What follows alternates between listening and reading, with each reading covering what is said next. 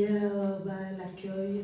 Donc c'est en théorie et c'est en pratique aussi. Donc accueillir, stabiliser, scolariser et analyser la situation de ici à Couvin, 18 Ménins. Et donc, dans ce cadre-là, on soigne cet accueil. C'est un grand travail sur l'autonomie, du soutien au niveau des regroupements familiaux, au niveau d'inscription dans des activités extérieures, au niveau de la scolarité, suivre un peu les personnes dont on est référent et pallier à l'insécurité qu'ils peuvent ressentir au niveau de cette approche scolaire, qui n'est pas forcément conçu pour les accueillir, pas toujours en tout cas. Il y a aussi un gros travail, enfin moi je m'attelle à ça, un gros travail de confrontation par rapport à l'Eldorado qui se sont imaginés en arrivant ici. Et donc, je dois dire ça c'est une assez grande difficulté qu'on rencontre, mais qui fait partie de notre quotidien, vraiment. Il est important aussi de pouvoir contextualiser le fait qu'au pays, ce sont des enfants qui se confiaient à leur mère, à leur père, à leurs frères, à leurs sœurs. Ici, moi, mon rôle en tant qu'éducateur, c'est de pouvoir m'accaparer ce rôle de maman, de papa, de frère et de sœur. Et ça va me permettre de pouvoir établir une certaine distance afin de mener au mieux mon travail en tant qu'éducateur pour mineurs étrangers non accompagnés.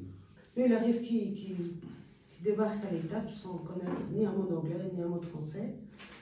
Donc après, on n'a pas peur de faire les clowns, quoi. Voilà, le non-verbal, c'est ok dans un premier temps. Ce qui est important, c'est de créer un lien. Et une fois que le lien est créé, on peut envisager une évolution et des apprentissages autres. Là, on fait des bruitages, on fait des gestes, on montre. Et puis, c'est amusant aussi pour eux. Et ils se sentent aussi rassurés parce qu'ils ont des personnes en face d'eux et pas juste des... C'est ça.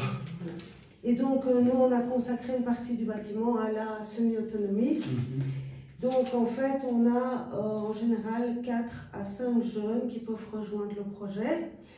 Et le principe, c'est de gérer un budget, donc au lieu d'avoir des budgets pour vêtements, hygiène, etc., donc tous les budgets courants, en fait, ils ont un budget global à la semaine.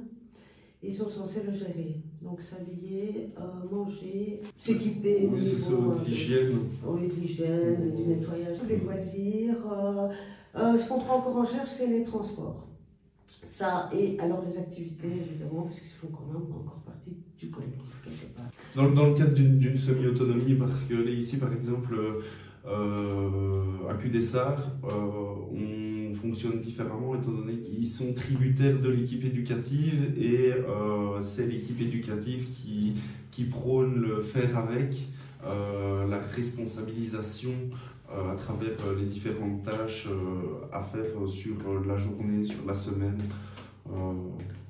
les responsabiliser simplement. Moi, ce que je voudrais dire par rapport au projet semi-autonomie, c'est qu'il a été pensé au départ d'une certaine manière et on l'a revu, et puis maintenant ça fonctionne tout à fait différemment et ça permet aussi une mixité. Donc au départ, en fait, on a sélectionné, je vais dire, des jeunes qui allaient quitter l'étape pour la 3e phase. Et donc il y avait vraiment une séparation, même au niveau des chambres, entre le collectif et la semi-autonomie. Donc il y avait 4 garçons, puisqu'ils sont quand même majoritaires, dans cette semi-autonomie. Et le projet a un peu capoté, parce que finalement, ils avaient besoin de beaucoup plus de soutien que ce qu'on avait imaginé au niveau de cette autonomie. Et donc, le projet a fermé pendant un petit temps, et j'ai dit, moi, je le pense différemment. Et comme donc, je défends la cause féminine, j'ai proposé que les filles rejoignent le projet, mais tout en gardant leur chambre dans le collectif. Puis le projet a de nouveau évolué, donc ces filles ont quitté le centre. Et à l'heure actuelle, ce principe d'ouverture vers la semi-autonomie en gardant sa chambre et son espace privé permet une mixité dans cet espace. Et ça, c'est particulièrement intéressant parce que c'est aussi ce qu'ils vont rencontrer à l'extérieur. Et donc voilà, le projet roule assez bien. Et on voit quand même beaucoup d'évolution par rapport à l'aide qu'on peut apporter. Si on reste disponible, je trouve qu'il y a une plus grande évolution et plus d'échanges aussi au niveau de cette confrontation homme-femme et cohabitation aussi. Et donc ça c'est très très chouette. Après chez nous, ils doivent, s'ils ont leur papier, ils doivent quitter à l'âge de 16 ans. Hein. Et même maintenant, ils ont la possibilité de le faire à partir de 15 ans. À partir du moment où ils répondent à certains critères d'autonomie, justement. Mais en fait, il n'y a plus de place. Donc, donc on essaye de les faire quitter le centre le plus vite possible. Après, ils ont la possibilité de rester jusqu'à 18 ans s'ils n'ont pas leur statut de réfugié. Ce qui se passe, c'est que nous, dans la mesure du possible, on les oriente vers des ILA MENA. Donc de 16 à 18 ans, ils vont encore avoir des éducateurs qui vont les encadrer, pas 24 heures sur 24, mais ils pourront avoir un soutien à ce niveau-là. Ensuite, ils se retrouvent dans des ILA adultes ou alors en logement social. C'est ça, et la particularité de l'ILA, c'est qu'au niveau de la récurrence des activités qu'on peut retrouver dans les petits centres qui sont des sous-traitances de faits d'asile, comme ici, nous, l'étape Couvain ou l'étape Cudessart, c'est que il y a une certaine différence entre un jeune qui a 18 ans et un monsieur qui a 54 ans. La préoccupation qu'on va avoir pour le jeune de 18 ans et la personne de 54 va être légèrement différente parce que c'est tout nouveau pour le jeune et quand on atterrit comme un cheveu dans la soupe comme ça, parce que c'est le ressenti que j'ai eu de mon passage en ILA, c'est que en fait on doit vite trouver une place dans un appartement pour justement pouvoir libérer les places, étant donné que toutes les places, je vais dire de manière générale, sont actuellement saturées de part et d'autre. Il suffit de regarder l'info du 19h et on voit très bien que le réseau est pleinement saturé. Récemment, j'ai accompagné une jeune fille dont j'étais la référente et en fait, elle a fait une évolution fulgurante en quelques années. Je pense que pour les filles, c'est quelque chose qui est plus prégnant parce que d'abord, elles sont seules en général quand elles arrivent et elles ont compris les enjeux. Les enjeux de ce qui se passe dans nos sociétés au niveau de l'égalité des genres. Et donc, c'est une occasion pour elles de vraiment évoluer et avoir accès à des choses qu'elle ne pouvait imaginer auparavant. Et donc ici, Isabelle, qui est un nom d'emprunt, évidemment, que j'ai accompagnée, est arrivée, c'était une jeune soudanaise. Et donc elle est arrivée ici en parlant quelques mots d'anglais, mais pas du tout de français. Sur, je vais dire, 18 mois, elle maîtrisait presque complètement la langue. Elle est entrée après son DASPA dans une classe de 4e générale, secondaire. Et en fait, elle termine sa réto maintenant et elle envisage d'aller à l'université. On a parlé récemment avec Christophe du don contre don. Moi, c'est là que je reçois en fait de la satisfaction. C'est pas forcément dans les échanges du quotidien que ça existe. Mais dans ce cas-là, je me dis, mais quel parcours et quelle fabuleuse évolution. Et voilà. Alors, ce sont des personnes qui on a des nouvelles, évidemment. Moi, j'ai gardé un lien très étroit avec elle. Elle vit maintenant à l'ILA de Couvain. On l'a soutenue dans le regroupement familial, donc sa famille va arriver en Belgique. Sa mère et ses frères et sœurs, elle est la plus âgée. Et donc là, c'est vraiment des satisfactions professionnelles qui sont au top, quoi. Enfin, pour moi, c'est là que ça se place, en tout cas. Les expériences négatives, c'est plutôt des aléas du quotidien. Moi, j'ai beaucoup de difficultés avec la violence qui peut exister, aussi bien physique que matérielle, et qui émerge dans la frustration, où je me sens parfois en insécurité par rapport à ça. Une anecdote, c'est qu'encore la semaine passée, j'ai refusé de faire un trajet avec un jeune. Il avait décrété que je l'emmène en vélo dans le centre pour acheter un Red Bull. Or, j'étais occupée à des choses un peu plus importantes et j'avais des trajets scolaires à faire. Et donc, j'ai refusé de l'emmener dans le centre. Je lui dis, écoute, je peux te déposer en partant et tu reviens à pied ou tu m'accompagnes dans les trajets scolaires. Donc rien ne lui convenait. Et donc sur ce fait, il est parti, il a cassé une porte. Et donc moi, des choses comme ça me met assez à mal. Maintenant, ce n'était que, j'ai envie de dire, de la violence matérielle. Mais j'ai pu voir des collègues subir des violences corporelles. Et ça, c'est vraiment une grosse difficulté encore aujourd'hui, quoi. Et bon, ben, ça arrive dans la frustration, dans la non-acceptation du non. C'est ça.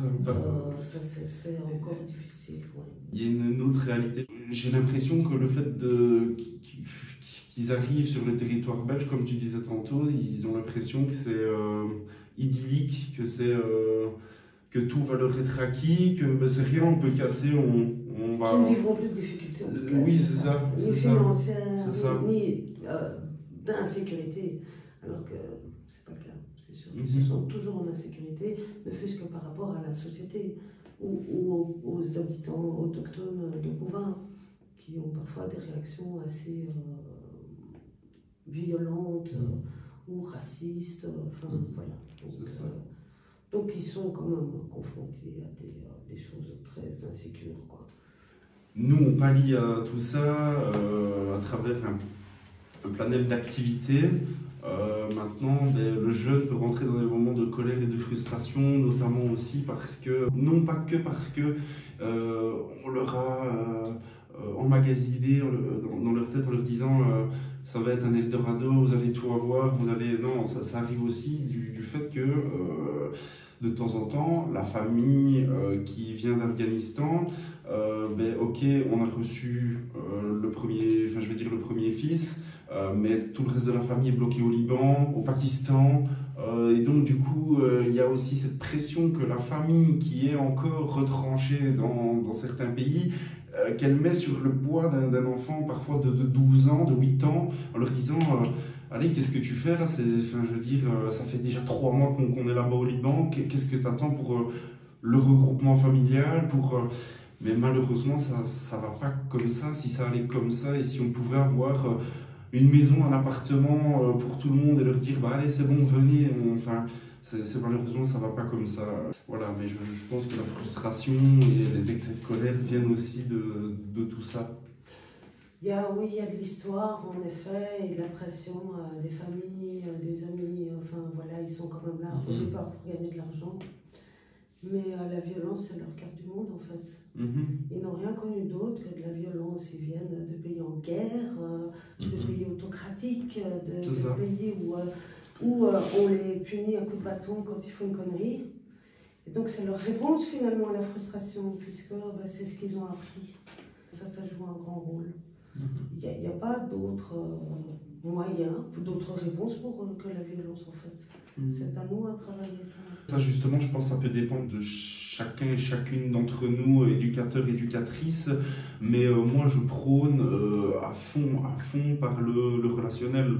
Le relationnel, ça peut autant aller on prend une balle, on va jouer dehors, on tape la balle, on s'échange 2-3 mots, je vois que tu n'as pas envie de parler, je te laisse tranquille, et puis voilà. Ou ça peut aller par une balade, ça peut aller par tu viens avec moi, on vide le lave-vaisselle. Le moment où on vide le lave-vaisselle, il y a des mots qui sont échangés. Et puis en parallèle aussi, on est une équipe, et donc du coup, la collaboration a toute son importance à ce moment-là, et le relais d'information notamment, parce que il ne faudrait pas passer à côté d'un petit truc, parce que parfois c'est ce petit truc qui est l'élément déclencheur de sa frustration, de sa colère.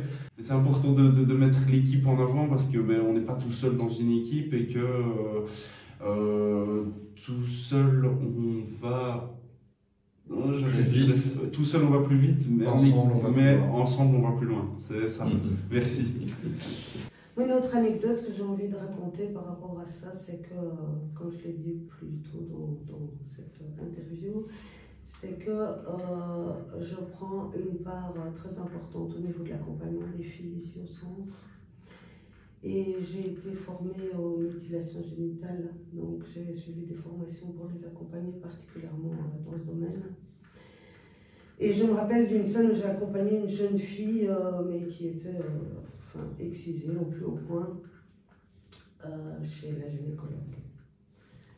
Et là, c'était, d'ailleurs j'en étais frisson un peu en en parlant, là ça venait me toucher vraiment très personnellement, parce que je sais qu'elle avait en plus énormément de problèmes de santé par rapport à ça, puisqu'elle n'avait plus qu'un trou minuscule pour uriner ou évacuer ses règles.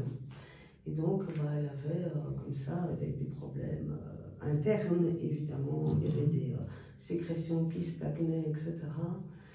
Et je me rappelle que la consultation, à laquelle je n'étais pas présente, j'étais dans la pièce à côté, évidemment, et puis je leur demande toujours si elles ont besoin que je sois là, ou si elles le désirent. Et cet examen était très douloureux. Et donc là, je me suis sentie vraiment très, très touchée. En tant que personne aussi, donc, en tant que femme évidemment. Voilà. Moi, depuis que je travaille dans ce secteur, j'ai vraiment plus envie. Je suppose que je peux aller d'autres. Je ne pense pas que je puisse aller travailler dans un autre secteur à l'heure actuelle. Je suis d'accord.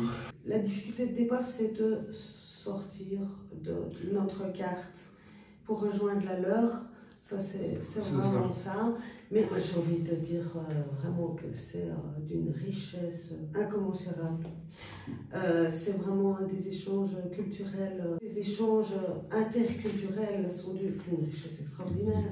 Non seulement au niveau de la cuisine, au niveau des normes, au niveau de la place de la femme, encore une fois, au niveau de l'avenir, des possibilités, les échanges de la vie quotidienne, aussi bien ici que là-bas, ou quand ils peuvent lâcher des bribes de leur histoire. Ma mère faisait comme ça, c'est d'une richesse, mais ouf quoi.